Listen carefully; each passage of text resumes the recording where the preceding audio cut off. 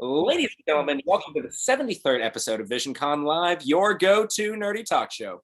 I'm your host, Zach Wilson. You didn't come here to see me today. You came to meet the man of the hour. He's Psycho Mantis from Metal Gear Solid series, Gilbert from Fire Emblem Three Houses, a myriad of characters from Mask, just to name a few. He's a legendary actor and one of the coolest cats around.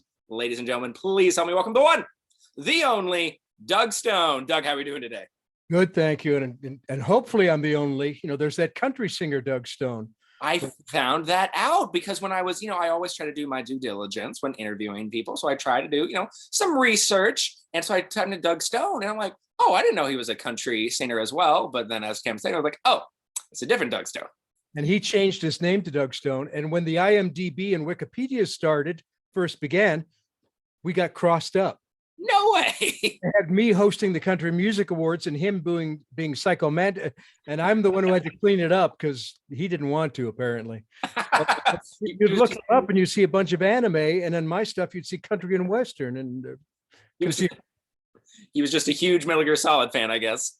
I guess so. Can't say I blame him. The only good news is one time somebody wanted him to sponsor some soda company, and they sent all the free sodas to my agent.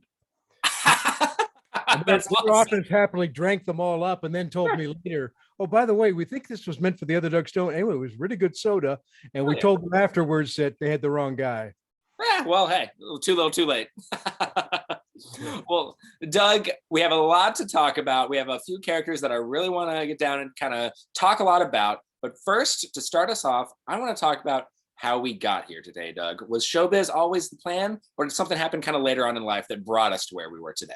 It was in the dreams, but not in the plan. Got it. I'm originally from Toronto, Canada. As you can probably tell, slightly older than you and some of the audience. So at the time that I was coming up, there was no TV and film industry per se in Canada, and no such thing as anime, and all cartoons were done in LA, et cetera, et cetera. So my chances of becoming a professional actor in Canada were pretty minuscule, other than stage work. And as a kid, I did do stage work, amateur theater, and was enamored of it, but had no real hopes that I could ever make a living at it. So I left school very early. I've been working since I was 16, and a wide variety of adventures. We could do a whole show on my adventures between 16 and 31, hitchhiking across Canada and the States, and being a hippie, about your length hair, candle maker and furniture maker, and going to Haight-Ashbury and yakety yak. But anyway, it wasn't until I was older, I was doing a corporate job, which I hated. No offense to those people who knew me then. I didn't hate you. I hated the job. And I was doing theater at night. And while doing theater, I'd gotten to a level where I was performing in a place where I wasn't paid, but equity people, it would be half equity, half non-equity actors in the plays. So I was telling myself, gosh, I'm good enough to be with professional actors on stage. That tells me something, but how can I make a living? At the corporate job, they needed somebody to do some voiceover work for something interior. And I began doing it. They liked me. And after a while, they started to pay me. They said, we really should pay you. You're doing so much for us. Excuse me, doing things like scratch tracks. That's a commercial actually having your talent come in to do it. You might hire someone to read your commercial down to make sure it fits in 30 seconds, that it says everything you want it to say, et cetera, et cetera. When it's perfect, then you bring in your big name talent. So I was doing that. So I made my own demo tape and started to market it, thinking what would happen if I could sell myself, if I could make some money as a voiceover actor on the side and get a career in stage. I could quit this thing, burn my tie, which I hate, and go out and adventure again like I was doing when I was younger. And this time I'll be adventuring as an actor. And that's what happened. I was fortunate enough to get some gigs doing commercials as straight reads and also characters, because I had a facility for accents and voices that just had been natural to me. And that came in handy doing the commercials. So quit the job, went into the business full time, and went, yes, I don't care if I'm poor. I've been poor before, but I'd rather be poor and doing something I love and have passion, as long as I can eat and pay the rent. I don't need to save a nickel. I just, the dream, I guess it probably most people's dreams. Can I do what I love and just make a living at it? Yes, I'll take it. What is the old adage? If you do what you love, you never work a day in your life. Yeah, exactly. And that's that. I mean, I've worked certainly, Absolutely. you do work hard, but there's certainly something to that. Let's say, just looking at your IMDb page, you can obviously tell you've put the work in over the years. You've earned every one of the roles, which on that note, there are 3 roles in particular I really want to talk about. And the first one, we would be absolutely remiss if we didn't talk about. Now, this character, ladies and gentlemen, absolutely blew 8-year-old Zach's mind. Yeah, I was far too young to play this video game, but my parents were always pretty lax on the ratings for video games. But this character is one of the most famous villains in the Metal Gear Solid universe. For our first character for us to dissect, I want to talk about the infamous Psycho Mantis. Now, before we kind of dissect him further and really get down into the deep, I want to just give us a brief overview of the character, maybe any fun anecdotes involved in getting or playing the part, Doug, anything at all. Well, this is one, some of the roles I get, and this happens with other actors too, you're just given. People know you and say, oh, I want you to play Fred in this, and da, da, da. Other times you audition. Psycho was an audition. There was a number of people auditioning for that role. And as I recall, what I got was, they didn't have any animation to show me, but they had drawings and a description of him. And as I recall in the description, it's, this is 20 odd years ago, they were rather indefinite about where he was from. They wanted him to be rather mysterious and enigmatic in certain ways. So when looking at it and trying to find a voice for him, I decided to do sort of a combination of accents. So he was not Russian necessarily. He was not this. He wasn't mid-European necessarily. He was sort of he wasn't German, but he was sort of a combination of German and a Russian and a few other things combined, and finding a vocal placement for him, and that also honored the fact that he wore that mask all the time, that I felt would affect his voice, even without effects from the engineer or from the mix. I wanted to have something that gave the effect of to the listener that he was masked. And so there's a lot, to my mind, there was a lot hidden about him, and it would only come out in moments of anger, or moments when he was threatening or bragging, or where he felt he had the upper hand and he could make declarations, et cetera, et cetera. So all those kind of thought processes went into the auditioning. As I recall, I went in with a voice that was pretty much what I ended up with, not very far from where I was. That's generally the case. Usually if you come in and you're like in a whole other universe, unless they really like you, if they've got 30 other guys coming in, they're going to go, well, Doug's not even close to what I'm dreaming. Thanks, Doug, for coming. Wonderful work. Lovely seeing you again. Say hello to the cats. Bye. And they'll hope somebody else gets it. But in this case, I guess I hit close enough to what they were imagining, where they went, ooh, ooh, ooh, okay, tweak this a bit, do this, get a little more threatening here. Can you get them throatier there? And they tweaked it with me. And having directed myself, I know that part of the process of when you're casting someone, and I was new to them, so they had to discover what is my range. You'll sometimes ask somebody when you're casting and auditioning them to do things that are maybe not even going to be required, but just to see how directable they are, just to see if they can take direction and how flexible they are. And that gives you a strong indication of, great, when we actually get them in studio to do the real thing, they're going to be easy to direct, and they take direction well. They get where I'm talking about. They're able to be flexible, terrific. So that's kind of what I went through. There wasn't a lot of change from what I brought in with him to where we ended up. And that's what I recall about the audition process about it. And then I did them a couple of times, a couple of different sessions. Initially, it was in a house that had a studio in it, which was very strange because it was all one room. The engineer and the director and I and the screen, everybody, we were all in one room, which is unusual. And then I guess when the franchise got more successful, they went, "Ooh, we can rent a bigger place." And we ended up in a more professional environment for the later work that we did on the show, where I actually was in a booth with a headset rather than just hearing the person behind me give me direction, et cetera, et cetera. And that's pretty much what I remember about the initial aspects of it. And then, as I say, I kind of got a handle on them pretty quickly. And from there, it's really the director always has the big picture of, be it a game or a show. They see the whole picture. And having directed myself, I know I've got to trust my director. If I look at the line and I think, oh, I'm really angry here, but the director says you're remorseful, okay, I'm not going to argue and say, well, I think he's angry. They know the storyline. Maybe something happened in another scene that my character only observed. So I don't have lines and I haven't seen it. I've got to trust what they tell me. So this is the process that I went through with him, where I was directed to a large extent as to when he was angry or what resentments he might have had about things that happened earlier in his life, et cetera, et cetera. That's kind of what I remember about it. Other than that, vocally somewhat stressful, but not too bad. Very high energy. I was exhausted after every session. Very high energy, because even when he's speaking low, you've got to have your body has to mimic what your character's doing if you want it to be believable. I mentioned to you before we went on air that I did Hercules and Xena TV shows. I've done a lot of TV shows and films where there's fighting involved, and I'm throwing punches. I wear clothes that are very quiet. Today I didn't for this, but you wear clothes that don't make noise. And if you're throwing a punch while delivering a line, the best way to do it is throw a punch while you're delivering a line. And then you heard my voice change. Sure. Throw a punch as opposed to throw a punch.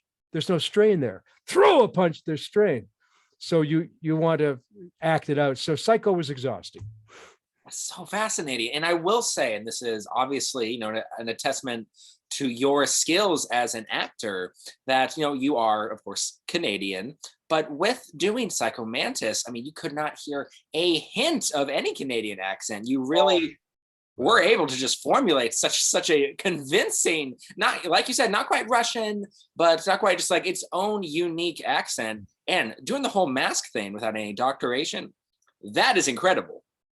Well, the Canadian accent, there is a Canadian accent. It's more just like in America, you might get a Southern accent. It's a lot stronger Southern accent than you're going to get in the middle of America, right? So in Canada, if like you're from the East Coast, so you might talk like that, eh? And you might go up at the end of your sentences more. And there are certain things, but as an actor, a stage actor, I tried to attain a mid-Atlantic accent, even in Canada. I didn't want to be up on stage sounding like that, to be or not to be. That's the question. You don't want to sound regional. So I think most of my regionalisms were gone by the time I came to LA. I only got caught once or twice. A few were Oscar, OSCAR. I got caught on that word. Apparently, it's vowels, certain vowels that Canadians do differently. But pretty much from the time I came here, very few people knew I wasn't from the States. Interesting. Well, and I mean, going back to Psycho Mantis, I mean, in a franchise just famous for its strong, compelling, and memorable villains, Psycho Mantis is no exception. And even to the point that this game, the game that he debuted in, came out almost about over 20 years ago at this point. And just recently, I found, for our audio listeners, I'm sorry you're not going to really be able to get to see this, but for those tuning in live or later on YouTube, right there. There's actually relatively recently, they came out with a brand new figurine for Psycho Mantis. Wow, cool. I mean, admittedly, it's $700, but I was happily surprised when I saw a new merchandise for a character as awesome yet old as Psycho Mantis. Did you know that Psycho Mantis did car commercials? I found that out after researching about you. You want to talk a little bit about that? Well, that wasn't that long ago. So again, I did this role. I did not realize how popular it was. I did not for years realize how popular it was because I wasn't going to conventions. And I'd gone to a convention for Mask for this cartoon series. And I'd say a quarter of the people, even though it was for something else, said, I want to ask you about Psycho Mantis, or they had something to be autographed that was Psycho Mantis oriented. I got a call from or an email, I guess it was, from someone who said, I'm with an advertising agency in Florida. We're doing commercials and we want to have Psycho Mantis do some commercials. And I went, oh yeah, sure you do. I won't swear. I won't call you a scammer, but come on. you'd have to get the rights to it. Ha ha ha. They said, well, actually, we've already done a few of these. And they sent me to a YouTube thing. And there were some other well-known cartoon characters doing commercials. And I went, whoops, they're real. Oh, sorry. Because I just couldn't imagine it. I could not imagine how Psycho could do a car commercial. But they took that famous scene of it when he was standing on the table. Yeah. And I did about 4 or 5 commercials for as Psycho Mantis, which was a lot of fun, and they were fans. So they were having a great old time. It was remotely. They were, as I say, out of state. And so I did a few personal messages for them for fun and whatever. And it was great because, as we'll talk about later, I'm very involved in an animal shelter. And I went and said, I'm going to tithe, I got a couple of grand from the thing. So I gave a couple of $100 to the shelter, since it was an unexpected gift to my mind, and fun to do. That is so awesome. So I think it's safe to say that you didn't really have much of an idea of how popular and just beloved this series would be when you first voiced Psycho Mantis. You never do. There's other times when I've done stuff and you talk to the other actors and go, this is good, isn't it? Oh yeah, it's going to, and nothing happens. And it's either it wasn't marketed right or whatever. I directed an original animation series once that we thought was going to just kill, and we can't even find it on YouTube. Really? It was animated by a gentleman named Ralph Steadman, who was a very famous illustrator. Fear and Loathing in Las Vegas. He illustrated the book. Anyway, it just didn't happen. So you never know. I've given up being able to try to predict. Sure. Well, we're going to move on, guys. But before we do, I just want to reiterate for people that are just joining us for the first time, first off, welcome. But those of you who might not know is that you guys, at the very end of this, we have a viewers' comments and questions segment. So you guys can either message Visioncon directly, your viewers' comments and questions, or you can put it in the live chat, and I will take questions from each one at the very end, guys. So just stick around if you guys want to see your guys' questions answered. And with that said, we're going right to our second character. And this character, just as impactful, just as complex, especially with his relationship with others, and especially one relationship in particular. The next character I want to talk about is from a very beloved JRPG series. Let's talk about Gilbert. So like we did for Psycho Mantis, Doug, just give us a brief overview of the character, maybe fun anecdotes involved with getting or playing the part, anything at all. Well, yeah, Gilbert. Let me just say that Gilbert is still around. I can't talk because of non-disclosure agreements, etc. But Gilbert lives on. Yeah, that was something I auditioned for. I think it was a combination of the studio, who are really nice folks here in town where this is recorded, and the client themselves.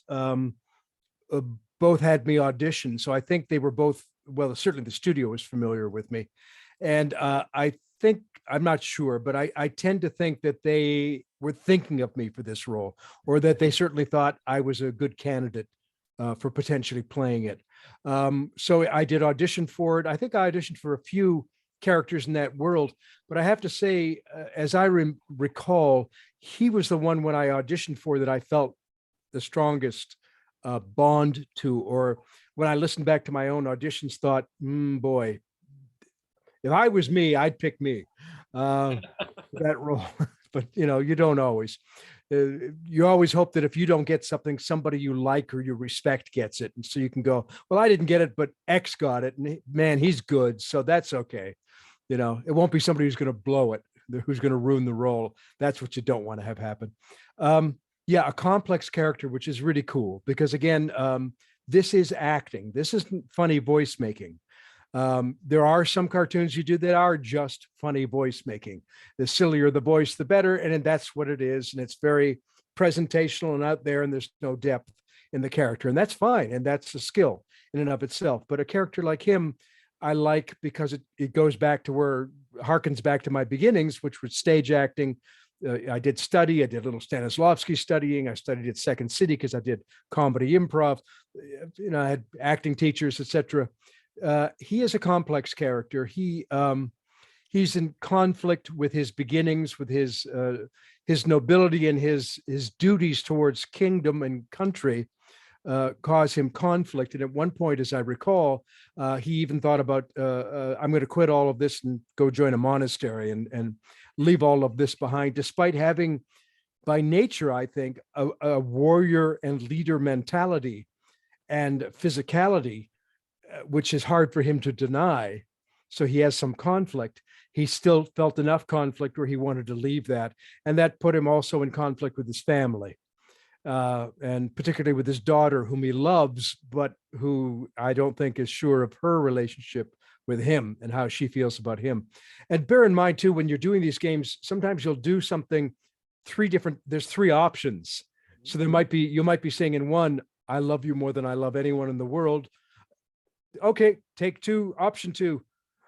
Sometimes I love you, but sometimes I hate you. Okay, option three, I hate you. And depending on what the player does, it goes to different options. But the more through line with him is that he does love his daughter, as I take the through line, that he does love his daughter and that there is a conflict there and that he doesn't want to be against her. He doesn't want to fight against her. He doesn't want to see her on the other side. But he is attempting to sort of redeem himself.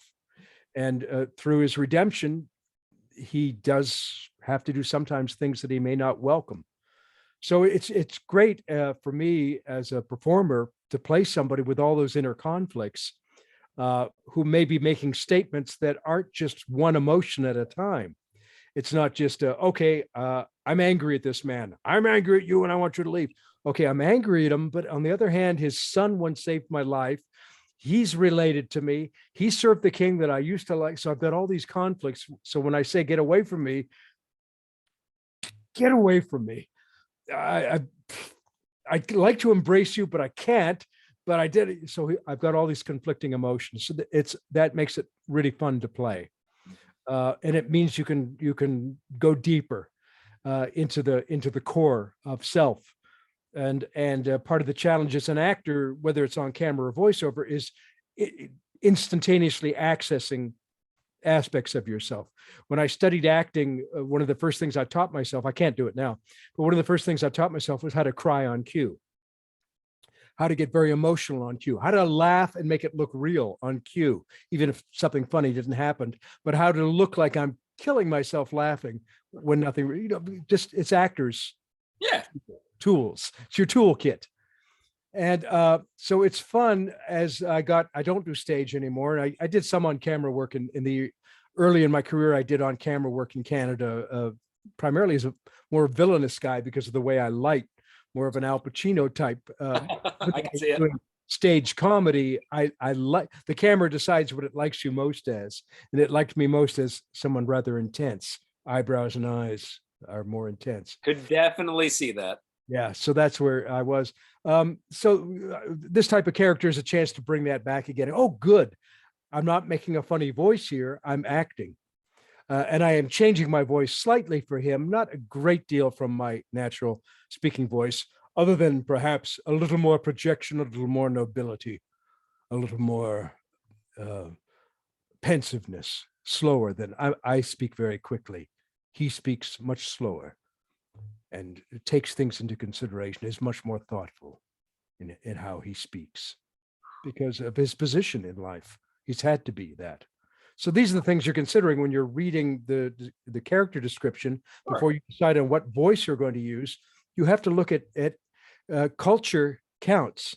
Culture counts in everything. And you're up, who are we? We're nature and nurture, right? They say we're a combination of both. So I look at a character and I have to think about where does he come from? How was he raised? What were the expectations of him growing up? Somebody like him, he's expected to be a leader. He's expected to be thoughtful. He's expected to take a position of maturity.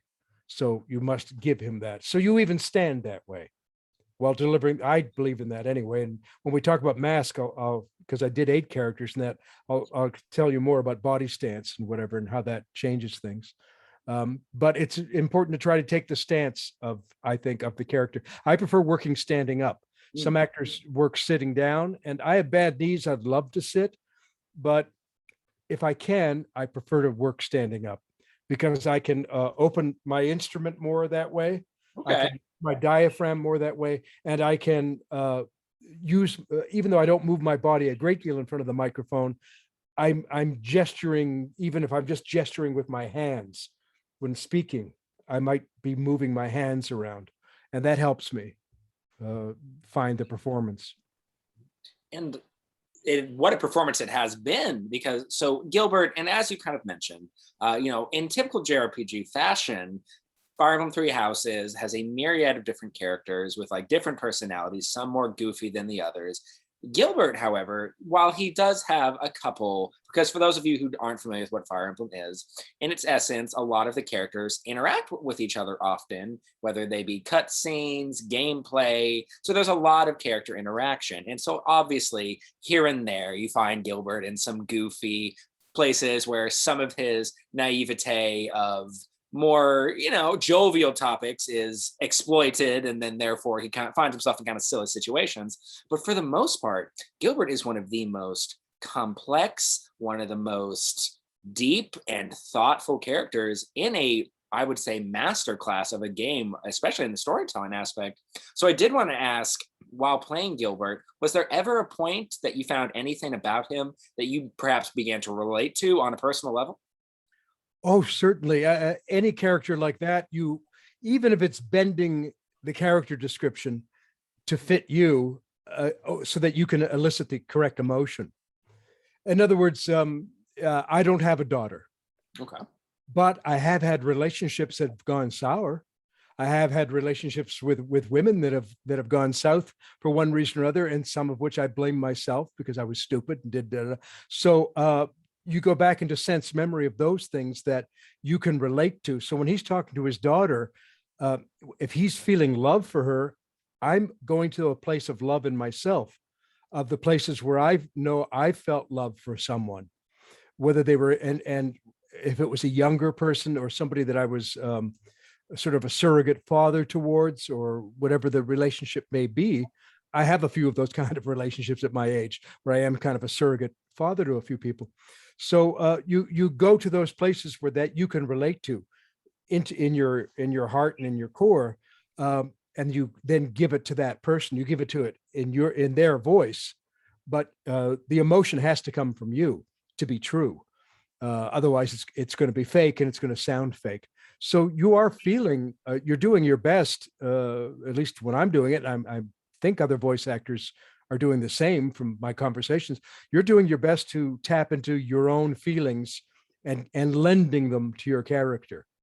And you may be lending it to someone who says, because of me, the castle burned down. Well, I've never caused a castle to burn down, of course, but I have caused things to happen through negligence or mistake. We're all human.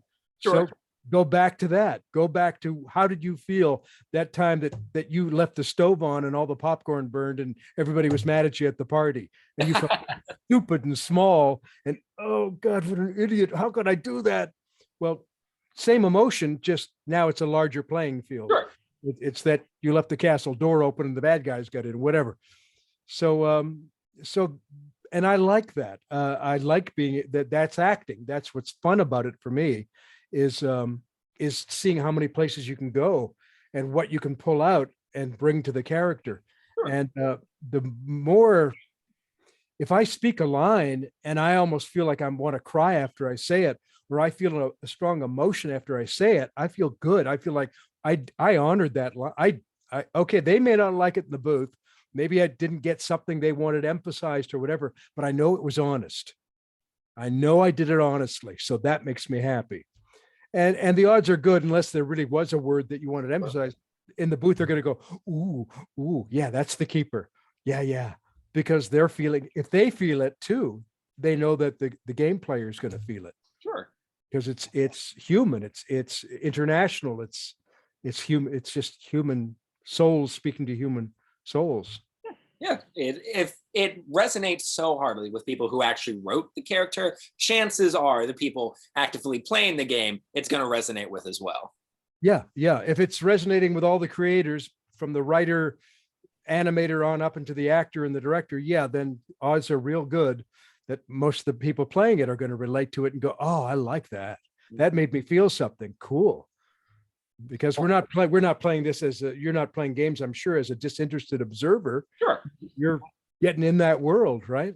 Yeah, especially with JRPGs, you can't play JRPGs as a disinterested observer, as you said. You have to be completely invested in the story because a lot of JRPGs, that's 60% of the game is the story. Mm. Yeah. Well, I want to move on because I am super excited to talk about a charity that I am very passionate about and fully support. But we have one more character, or rather a series to talk about. And this is one I had to do, I'll fully admit it, cards on the table. I had to do some research on. Sure. It And probably predates you. well, I was very surprised, pleasantly, might I add. I was very pleasantly surprised of how passionate a fandom that this series has. So a lot of people watching right now is probably going to be very excited as we talk about the myriad of characters that you voice in Mask. So to round us out, just give us a brief overview of the characters from what you remember of the show in general, maybe fun anecdotes, getting or playing the parts, anything at all. Mobile Armored Strike Command, mask on. This was a very crucial series in my personal life. I was in Canada and as I said, doing on camera work and stage work, etc. And a cinematographer in a film that I was doing approached me and said, "Who's your agent?" And I was with a small agent. And he said, you're a good actor. Why don't you go to so-and-so agency? Tell him I sent you. And on his word, they signed me, which was amazing.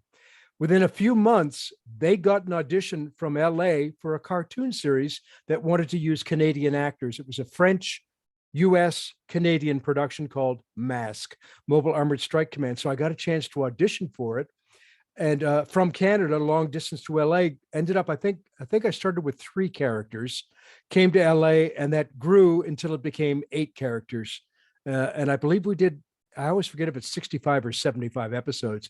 So this is very near and dear to me for nothing else, if for nothing else, that it brought me to LA and got me established here. I was doing the series here, and then the people at the studio and the production company all encouraged me and said, you're good enough to work in LA, which I had never imagined. I thought, I'm a Canadian actor, I'll stay up in Toronto. I have no business down in LA. And that was encouraging enough for me to relocate. And as you saw on the IMDb, I've managed to forge a pretty good career down here.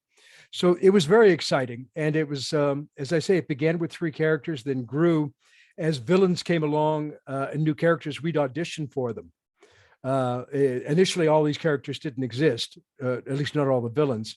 But as the series went on, we'd audition for these reoccurring characters. And as I say, I ended up with 8 regular characters, and then we would do minor characters, 2-liners here and 1-liners there as well. It was a lot of fun. And I'm still friends. Brendan McCain, bless his heart, just passed away. He was one of the actors on the show. But I'm in touch with his wife, Sharon. And yeah, I'm still, this was 1985, 86, and I'm still friends. Hi, Kitty. I'm still friends with, somebody just came to check on me. Minot Minu just came to check on me. I'm still friends with these people all these years later. That is incredible. Yeah, it's very cool. It's very cool. I have to imagine, you're part of something truly special with, after all these years, you and the cast members are still in touch to this day. Well, they were, Sharon and Brendan were already living down here and so welcoming. Brendan was also from Canada, Sharon from the States, but she was a dual citizen. But they were so welcoming to me as a new person here. And it was wonderful to have somebody, a home to go to have dinner with people, and when you're brand new in a city, etc. Yeah, and so friendships were forged. Mark Halloran and I roomed together for a while. Really? Shared an apartment for a while, 2 bachelors down here in LA while doing the series for a short period of time or whatever. So yeah, I've just lost his. How do you like that? Graham McKenna. Graham, one of the other cast members for a while, when I was doing stage work down here, helped out and came out and did the lights and sound on a few of our stage shows. When our tech didn't show up, he jumped in. So all these other things happened in our lives that brought us together. What a homie. Awesome. Yeah. Cool. Well, and so for a series so important and impactful in your career, I gotta assume you had at least some moments really stick out from you after all these years. Well, what sticks out for me, I guess, is I had done some original animation in Canada, a little bit like for commercials and things like that. But here, suddenly I had several characters to do at once. And they asked me when I started, they said, now, do you want to, I was Matt Tracker was the lead character. He was the hero. They said, do you want to do all of Matt's lines first, then come back and we'll do Dusty, and then come back and we'll do Hondo? I think those were the three, or it was Bruce and Hondo with the original. So I said, let's try going one to the next. Let's just go sequentially through the show. I don't want to have to stop and start because everybody else wants to go sequentially as well. So it was changing a body stance and voice. Sometimes I'd have all three characters in one scene speaking to each other. So I'm not standing up right now, but Matt Tracker is about 6'2", shoulders about this broad, blonde haired. I can't do it. I'm too old to do all the body of his voice now, but I stood up very straight and da-da-da. And then I did Bruce Sato, and I would always keep my hands in front of him because he was very soft spoken. And I would hunch over to do his voice because he did not want to intrude into people's consciousnesses, but he did have something to say. And Dusty, hey, I'd wave my arm around because he was excited about everything, and he was just pumped up. So, you change your body stance to help give life to the characters and help differentiate not only their vocal placement, but their energy, how they carried their bodies, how they saw themselves. A cartoon is exaggerated reality. So nobody walks around doing, yeah, I'm really excited about this. But they may have an interior life that lives that way where they go, I can't wait to get there. It's going to be great, man. It's going to be a good concert. That's what they're all about. So for me, since I'm not like that by nature, it helps if I do this, then I can find that guy, that excited guy, and keep that excitement up. Method acting. Yeah, method acting. So that was what was one of the really fun things for me about doing that series. Was I don't know how I looked. It must have been pretty funny to watch me move, maybe a little bit. Just changing body stance for everybody, and having these conversations, even disagreements with myself. I guess it's pretty strange, this business we're in. But in each instance, you instantaneously have to become somebody else with their own point of view, their own vocal placement, their own body stance, and their own point that they're trying to get across. Because we're all the hero in our own story. We all have our story that we're trying to tell, and it's no different in a cartoon than it is in life. We're all you're in your movie, I'm in my movie, I'm viewing you through my lens, you're viewing me through yours, right? So when I say hero, I don't mean like we think so highly of ourselves, but we're all in our own story. You're the protagonist of your own story. Exactly. So every character you play, you have to think of that way too. They are the protagonist of their story. If you want to really bring them to life, then remember, they want something. They have a goal. There's things they're not going to like. They might be trying to get around somebody. They might be trying to explain themselves. It helps to give them life, all those aspects, including the body stuff. So it was a great way to start off in LA, to have such a challenging thing to do, so that when I went to other auditions after that, I'd say, oh, I'm just playing one character. Oh boy, easy peasy. This will be a breeze. I got to be the same guy all the way through. Oh, wow. A midsummer's breeze. Yeah. Okay. Well, I can do that. I just have to retain this one thing. I have to think about 12 different voices and how I'm going to move, and et cetera, et cetera. So it was a great beginning for so many different reasons. And as I say, the studio person, the people of the production company, everybody encouraged me. One of the directors, the late Stu Rosen, recommended me to an agent here in town in LA. So it was what got me kind of started in Los Angeles, was this series. So it's, for me, very memorable for a myriad of reasons. Oh, I can imagine. Yeah. Well, we are going to jump ship real quick, guys, and talk about arguably one of the cutest, yet one of the most important charities all around the globe. Because, guys, I want to talk about Kitty Bungalow. Doug, tell us everything about Kitty Bungalow. What are some of the programs that they provide? Ways people watching right now or listening, if you are watching live on Facebook, later on YouTube, or listening later on Spotify and other major podcast services, how can we help? Well, Kitty Bungalow Charm School for Wayward Cats is located here in LA. And what we're trying to do is, as in every city, millions of feral cats out in the streets. And a lot of cities euthanize those animals. They're healthy animals. They are not sick. They are not suffering, and yet they're euthanized. We don't believe in that. We're a no-kill shelter. What we do is something called trap, neuter, return, TNR. Yep, there you go on programs. If you go on programs, you'll see TNR. And there's trap, neuter, return. So we go out in the streets. We're contacted by people who perhaps are feeding a group of cats. We'll go out there, trap the cats, bring them in at no charge to the people, but we get grants and we get donations and et cetera, to do all this. We will get the cats neutered or fixed.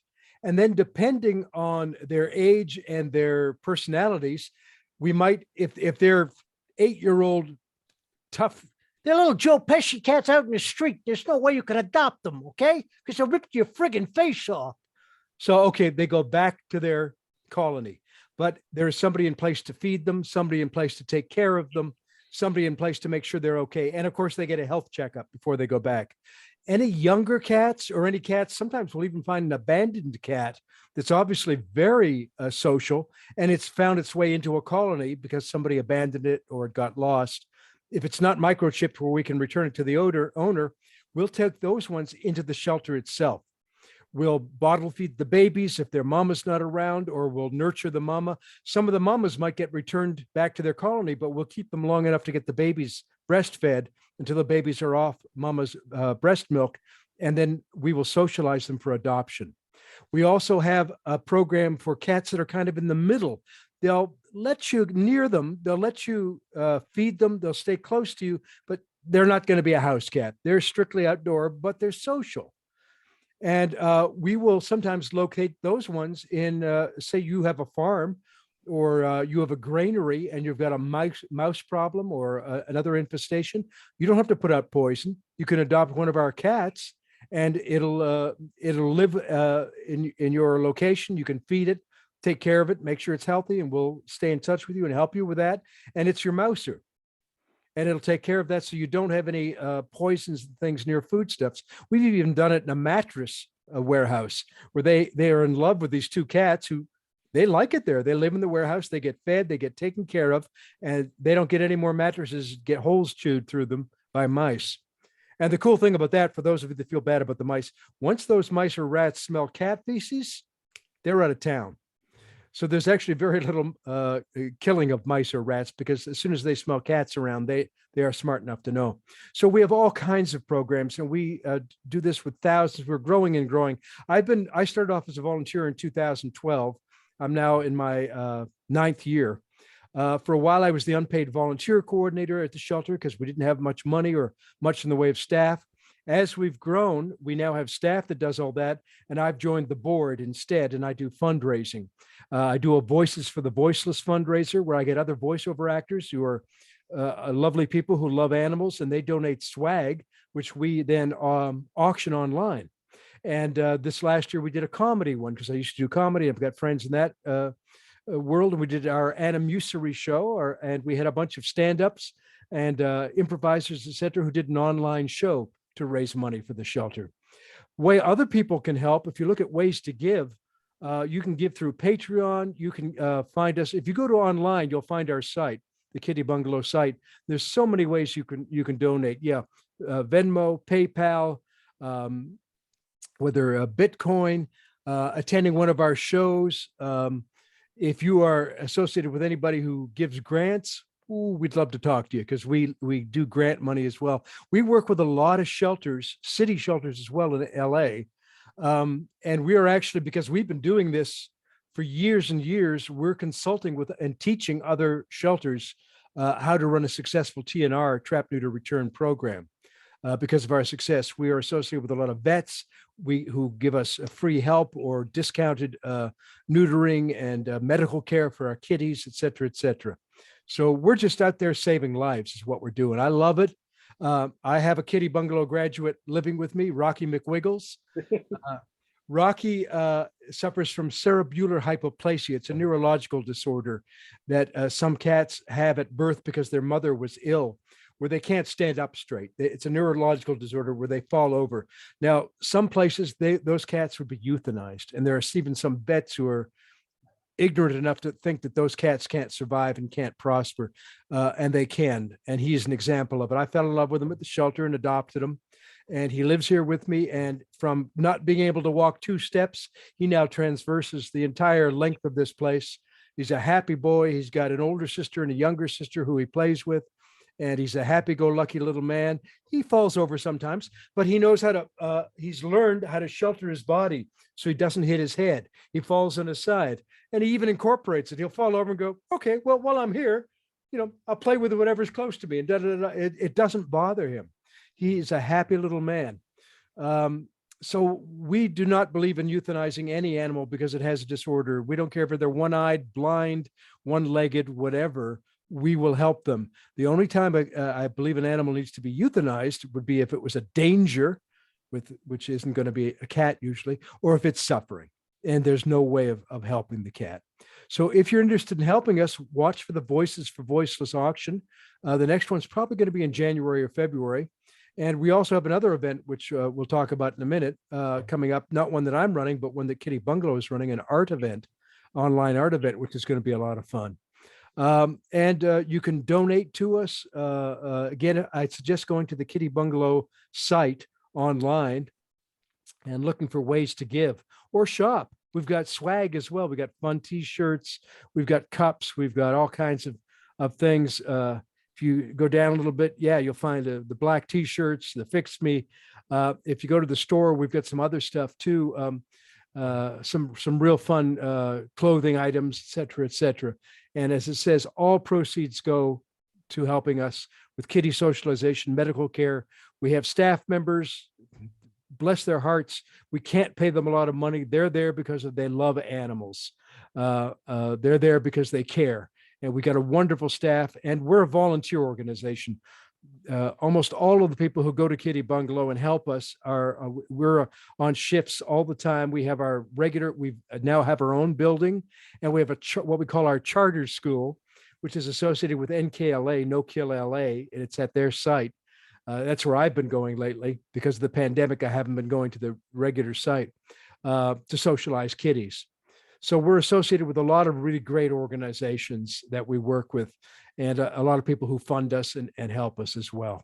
And that's kind of an overview of Kitty Bungalow. And I'm standing there bottle feeding babies this big, man. And I'll tell you, the first time I did that, I heated up the milk, tested it on my wrist, and I'm bottle feeding a baby that has no mama. If I don't feed that baby, it could die. I'm giving it life. And that is the most empowering feeling I think I've ever felt in my life. I'm not a woman. I'm never going to give birth to a child, but I can hold a helpless little creature in my hand and give it life, help nurture it and help see it through. And it's an incredible feeling. So believe me, though we have a lot of wonderful, mainly women volunteers, we have a lot of guys too, who get it. A lot of guys who have, good hearts and realize what a wonderful feeling it is to be helping these animals and to bond with them and to realize that in their own way, they're thanking you. When they purr and they cuddle up, and the first day you saw them, they're hissing at you because they're this big, but they're going, I'm a lion. Don't hurt me. I'll kill you. And a week later, they're sitting on your shoulder or on your head, purring, looking out a window, going, oh, I like people. I didn't realize you're okay. And the next thing you're seeing a picture of them and they've been adopted. So it's pretty cool. It is an incredible organization with a very wonderful cause that's near and dear to me. And I did want to reiterate something, guys, that you guys might not be aware, but I work for, when I'm not doing Visioncon stuff, I'm the marketing coordinator for a nonprofit here in Missouri. And Visioncon is also a nonprofit. And so nonprofits do a lot of great work for every community, just kind of around the globe. But we essentially run on grant funding and donations most prevalently. So I do want to reiterate something. This is an incredible organization that would be very much worth anything that you can afford to give. And for our audio listeners, I'd like to just read how you can give, since you guys don't have the benefit of seeing what's on screen right now. Oh, they don't. Oh, I thought they were. Yeah, well, no, people do that are watching live or later on YouTube. Yes, they can see this, but we also post this on podcast streaming platforms, so they won't be able to. So for those of you who can't see this or are listening later on podcast services, Kitty Bungalow is a 501c3, which means all donations are 100% tax deductible rather. If you have any questions, you can feel free to email them at donations@kittybungalow, and that's spelled KITTYBUNGALOW.org. And then if you want to donate, you can text kitten with a capital K to 707070. You can Venmo them at Kitty Bungalow. And again, that is spelled KITTYBUNGALOW. Or you can PayPal them and the PayPal is donations@kittybungalow.org. There's also ways that you can do cryptocurrency for those few of you who have an infinite amount of Bitcoin or Ethereum.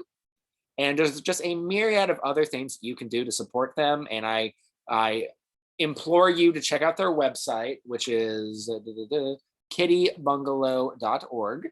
And so let me stop the share real quick. So I do recommend and highly implore you guys to at least check them out and do what you can to help cats in need. And so with that said, we're actually going to go right back to a Kitty Bungalow topic because we're going to do the next segment a little differently. And that segment, and ladies and gentlemen, before we get to this segment, for those of you who haven't already messaged Visioncon directly your viewers, comments, and questions, or put in the live chat, now is your last chance to do so because, ladies and gentlemen, oh, one sec, actually. Oh, hang on one sec, hit the wrong button. Okay. Because, ladies and gentlemen, we're in the plug zone. Doug Stone, now is your opportunity to normally plug, promote, advertise, whatever verb you want to use, anything you want. The floor is yours, sir. But you are devoting this time to another Kitty Bungalow thing. So let me pull it up on screen. Tell us all about the Buy Art Save Kittens event. I need to shrink this screen so that I can get to something on my screen. Absolutely. I think I just hit escape to do that. Yeah, you should be able to. Yes, indeed. There you go. You see how computer savvy I am. Hiya, Kitty. It's okay. Yeah, I'm still talking to somebody right now, baby. Somebody wants their tummy rubbed. Minnow.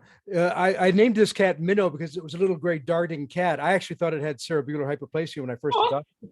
And a French friend of mine said, "You named your cat Minou? How did you know that that is our nickname for kitties?" And it turns out in France, they call Minou is their way of saying kitty. No so way. Her name is Minnow Minou. That is so cute. So what we have is an online, I'm going to read this because it's not my playing field. It is an art kitten virtual art show. And Crypto Voxels presents it.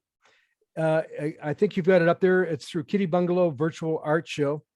And it's like a video game with art. You go into this world via your mobile device, your desktop computer.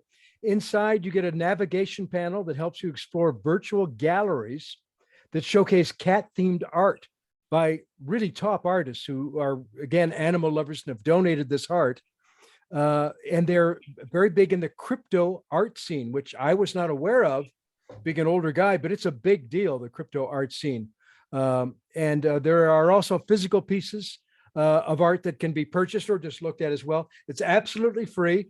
And you create, I think it's, I've got it correct, you create an avatar, you create your own little character, and you take it through the galleries. You're outside the galleries. I toured it last year. And then you walk through. I'm going to pick up a kitty cat here who is insistent, very insistent that I pay some attention to her. So she's going to go on my lap right now. And you can walk through the galleries. You can look at the art. They show you how you can change it on your computer so that you can view the art in different ways. And I think you can even take rides and do different things. It's really cool. And as I say, it's like a video game. And if it strikes you that, hey, I'm in love with something on this site, you can purchase it if you wish to. Or just attend and have some fun looking at it and learn more about Kitty Bungalow while you're there. So it's a fun thing. The Kitty Bungalow tries to make fun events. We do a race for the rescues where we do with a lot of other charities. Those who are able to, I can't, but those who are able to will run a couple of miles, and they have sponsors who do a race for rescue sponsorship. We have all kinds of fundraisers throughout the year that are a lot of fun. So if you get onto the even the Kitty Bungalow site and do a like either on Facebook or on the regular site, that's just available if you Google it. Then you'll hear about our events. You'll see pictures of cute kitties and hear stories about cats and fun cats and cats that you might want to follow their stories and hear about them being adopted. We had a couple of cats who just recently came in, one of whom is blind. And we've taken, well, it's heartwarming stories. We don't say, Pookie died today, and here's a picture of Pookie dead. It's all about the good stuff. It's about the nice stuff and the fun stuff that we do and that you can do and participate in, even if you're just participating in the story. And supporting us by liking us helps us. Even liking us online helps support us. And you can do it through charities or where you shop. You may not know it, but if you shop at a Ralph's or a lot of grocery stores, you can actually name a charity of choice so that a percentage of your purchases go to that charity.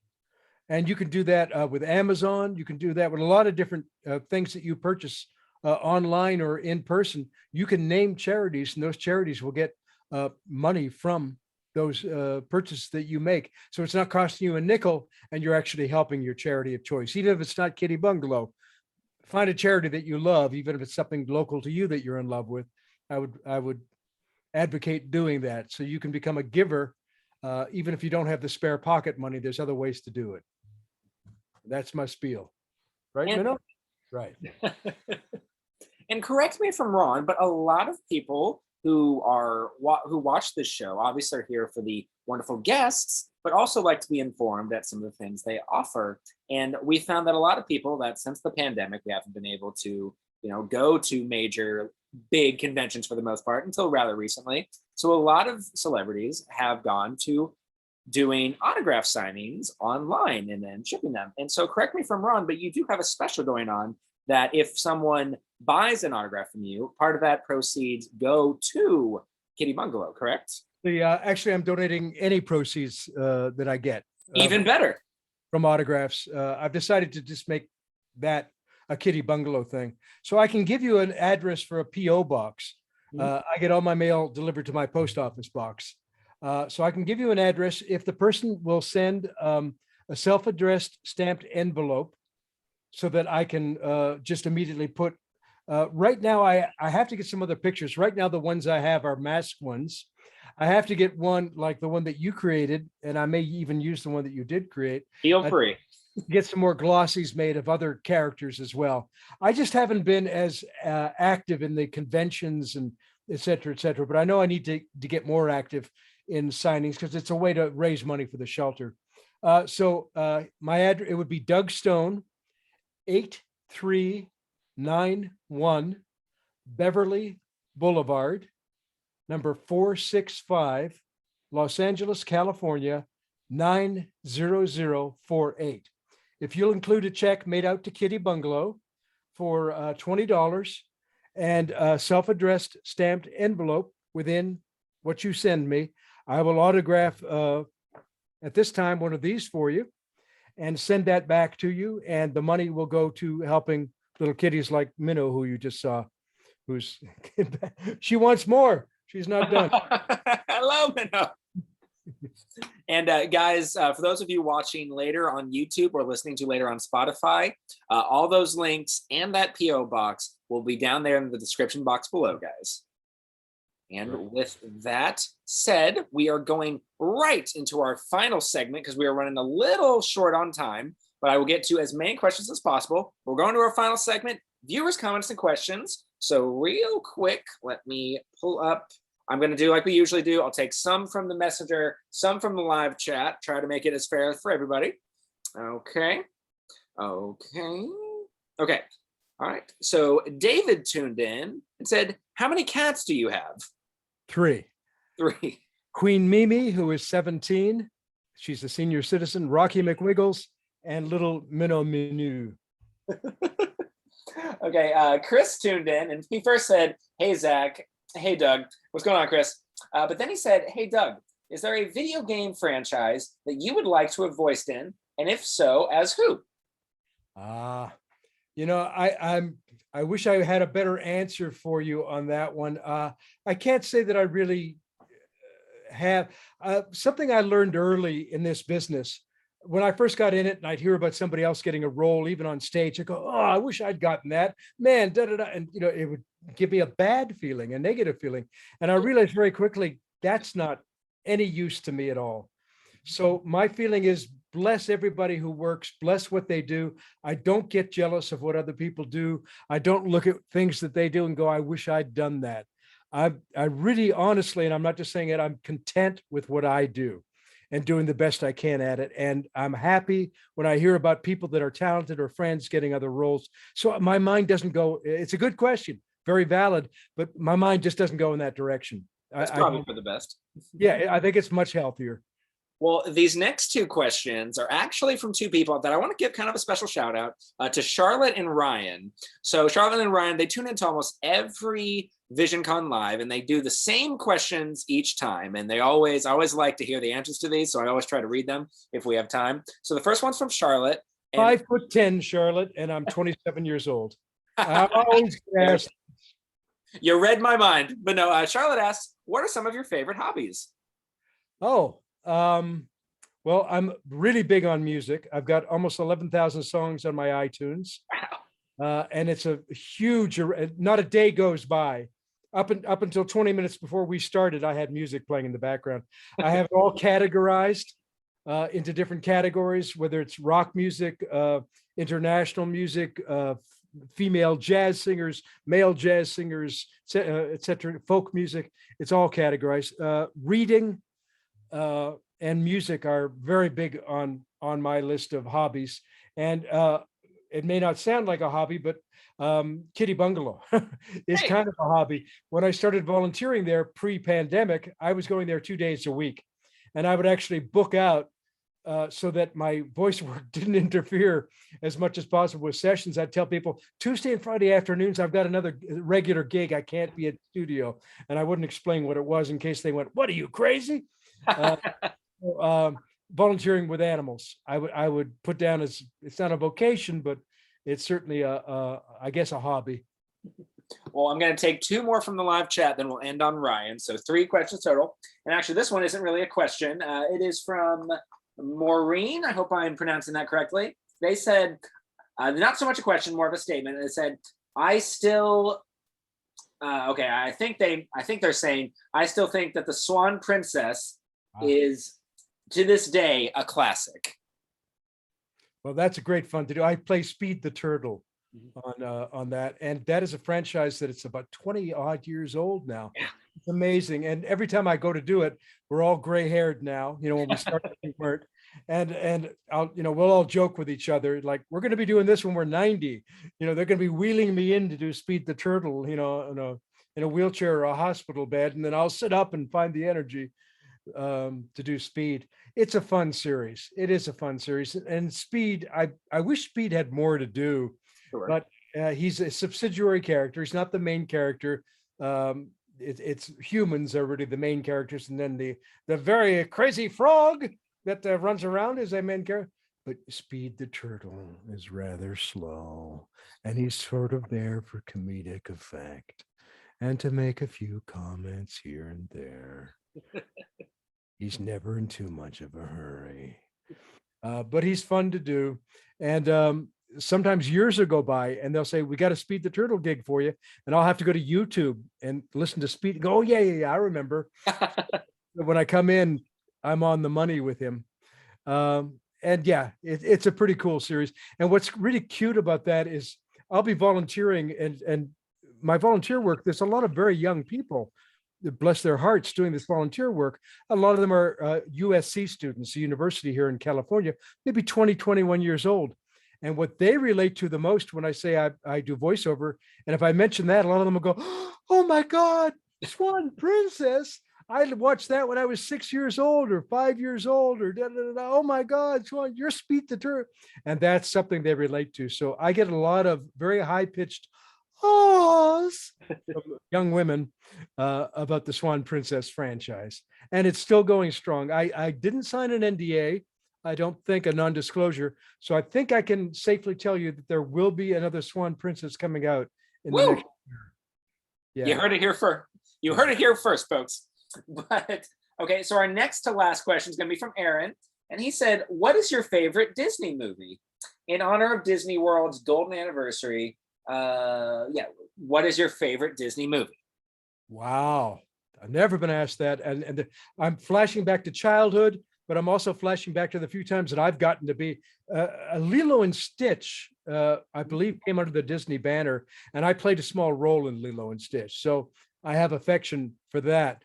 But I really, when you say Disney, I go back to my own childhood, which was a long time ago. So I go back to things like Dumbo. I really liked Dumbo because I felt bad for Dumbo. And, you know, he got picked on or whatever. And he ended up being a hero. What was the one about the lion who ended up saving everybody from the wolves? He was raised with Sheepish lion. He was raised with sheep. And he was sort of scared of, I can't remember what it was called. Yeah, I can. Yeah, he was a lion that was raised by sheep. So he was very timid. Maybe it was only a Disney episode. Lambert, the sheepish lion. Okay. And wolves came and were stealing all the lambs away, and he was scared. And then something came out when they took his mom. He got so upset that suddenly he stood up and he roared, and the mane stood up, and this huge lion roar came out, "Not my mama." And he turned into his true lion self, came out, and the wolves went, "Uh-oh." And he chased them all away and saved. He still became a nice lion after and was still good with it. He wasn't ferocious, but Sure. Nobody was going to hurt his mama.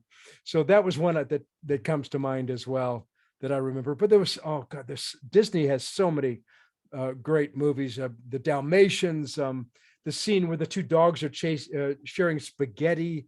No. All these things flash into my mind when I hear Disney movies. They've created so many, but Lilo and Stitch was really fun to be. It was, again, only had a small role. I looped on it. I provided voices, background voices, and then ended up having that little role in Lilo and Stitch. Was really cool. And just an add on to that, in Florida, they created a Lilo and Stitch ride. And it happened to be the scene that I was in, which is the one where he's thrown off the spaceship. I'm not the big burly captain, but I think he spoke something like this. "I'm the small guy who was talking to him," or whatever. Well, that ended up being what the ride was based on. So I did more voices for the ride than I did for the film. That's awesome. What really felt cool was to hear people going to Florida and going on the ride saying, "I heard your voice. You're all over that ride," because they gave me a lot of new lines to do for the ride. So that was pretty cool. That's awesome.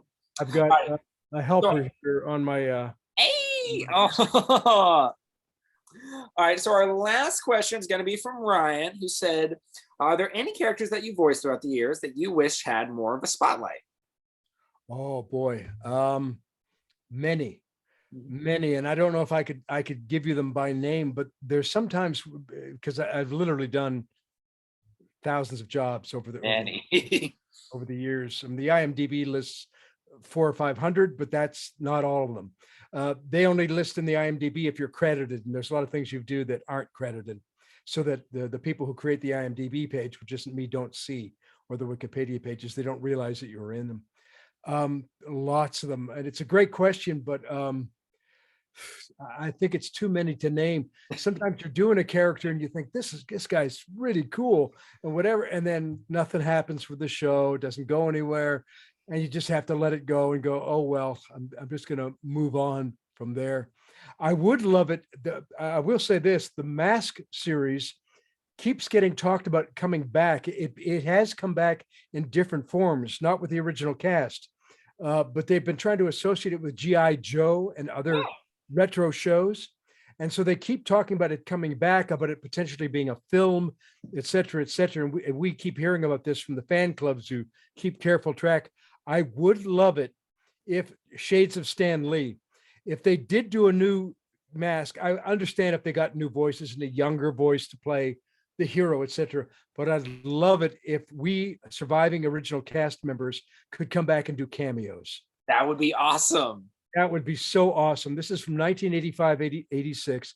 I would love, before I go into the great cartoon in the sky, to be able to do Matt Tracker again as Grandpa Matt, watching the young Matt Tracker walk by and say, he looks like a pretty good darn crime fighter to me, or something like that, and have them realize, hey, that's Matt Tracker, but he's Grandpa Matt, and this is his grandson Matt Tracker, or whatever. Crime fighting would be pretty cool.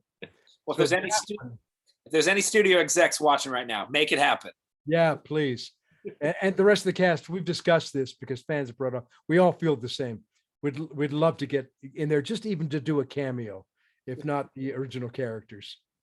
That would be awesome. Well, we went a little past, so that's about all the time we got, guys. So, ladies and gentlemen, this has been episode 73 of Visioncon Live. Before we wrap things up, Doug Stone, are there any final thoughts that you'd like to leave us on? Sage-like wisdom, anything at all? Sage-like wisdom. As much as I would say, mix your Indian food and your Thai food together, and put beans in your mac and cheese, and do wear a mask, even if you've been inoculated as I have. Wear your mask when going out. Be safe. Don't take any chances. Why take chances, unnecessary chances? Be safe. Be kind to each other. Be kind to yourself. Okay. Couldn't have said it better myself, Doug. Well, ladies and gentlemen, this has been. Ladies and gentlemen, this has been episode 73 of Visioncon Live. Thank you so much for watching. As always, I'm your host, Zach Wilson, but much more importantly, this has been my very special guest, Doug Stone. Make sure to check out all the links down in the description box below. Please check out Kitty Bungalow. And until next time, guys, always remember that life's better when you have friends to share it with.